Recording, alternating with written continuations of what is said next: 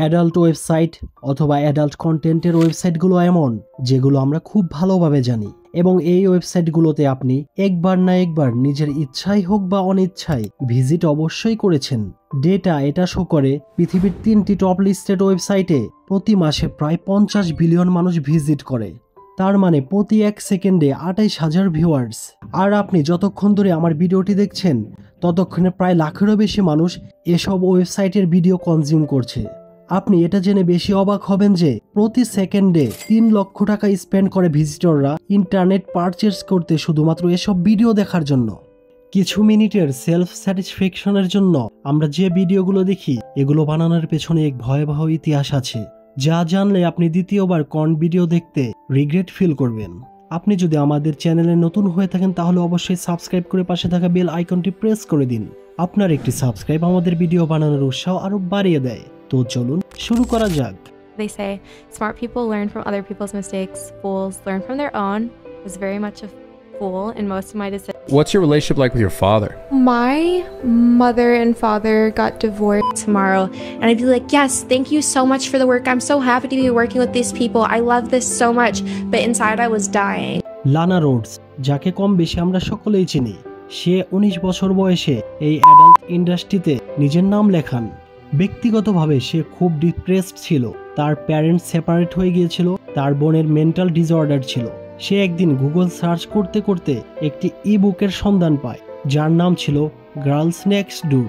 সে এটা পড়ে এবং রিয়ালাইজ করে, আমি তো এটাই এতদিন ধরে খুঁজতেছিলাম। কারণ সেখানে মেনশন ছিল সে যদি এগুলো করে তাহলে এক সুগার ড্যাডি তাকে ঘুরতে নিয়ে যাবে, যা চাইবে তাই দিবে, তার বিনিময়ে তার সাথে প্রাইভেট টাইম স্পেন্ড করতে হবে। লানার এসব খুবই ফ্যাসিনাইটিং লাগে, আর তার বোরিং এবং স্ট্রাগল লাইফ থেকে বের হওয়ার এটিকে একটা ওয়ে মনে করে। তাই সে মাত্র 14 বছর বয়সে ডিসাইড করে সে ওয়ার্ল্ড বেস্ট অ্যাডাল্ট স্টার হবে। কতটা ইনফ্লুয়েন্সড হলে একটি 14 বছরের মেয়ে এটা বলতে পারে। অতঃপর 19 বছর বয়সে সে অ্যাডাল্ট ইন্ডাস্ট্রিতে পা রাখে, আর সে অ্যাডাল্ট ইন্ডাস্ট্রিতে পা রাখা মাত্রই এটা বুমিং করে। অল্প দিনেই সে হয়ে যায় অ্যাডাল্ট স্টার। মান্থলি তার ভিডিও দেখতে অলমোস্ট 300 মিলিয়ন ভিউয়ার, যেন তার জন্যই এই ইন্ডাস্ট্রি অপেক্ষা করছিল। অল্প দিনেই অনেক ফেম পেয়ে যায়, আর সাথে অনেক অর্থ সম্পদের মালিক হয়ে যায় লানা রোডস। কিন্তু এই অ্যাডাল্ট ইন্ডাস্ট্রিতে জয়েনের 8 মাস পরে সে কুইট করে। এত ফেম আর টাকা পয়সা পাওয়া সত্ত্বেও সে কেন এত চাকচমক ক্যারিয়ার ছেড়ে দিতে বাধ্য হয়, এটা এক প্রশ্নই থেকে যায়। আসলে যারা এই ইন্ডাস্ট্রিতে সংযুক্ত আছে তারা ছাড়া কেউ এর ভয়াবহতা বুঝতে পারবে না। লানা রোডস এক সাক্ষাৎকারে বলেছিল সে যদি এই কাজ ছেড়ে না দিত তাহলে সে সুইসাইড করতে বাধ্য হতো। তাকে একটি শুটিংয়ে বমি করতে বলা হয়েছিল, সে অনেক চেষ্টার পরেও বমি করতে পারছিল না। তাই তখন তার পার্টনার তার মুখে পেশাব করে দেয়, আর তখন সে বমি করে দেয়। বিষয়গুলো কতটা জঘন্য একবার চিন্তা করুন। আর সাথে নানা প্রকার টর্চার তো আছেই। তাকে সকলে একটি হিউম্যান না ভেবে অবজেক্ট হিসেবে দেখতে শুরু করে। অন ক্যামেরাতে সে যা করত পাবলিকরা তার সাথে এসব করার চেষ্টা করত। এতে কতটা মানসিক প্রেশার আসে সে সকল অ্যাক্ট্রেসরাই বুঝে। এর ফলে বহু অ্যাক্ট্রেস সুইসাইড করে।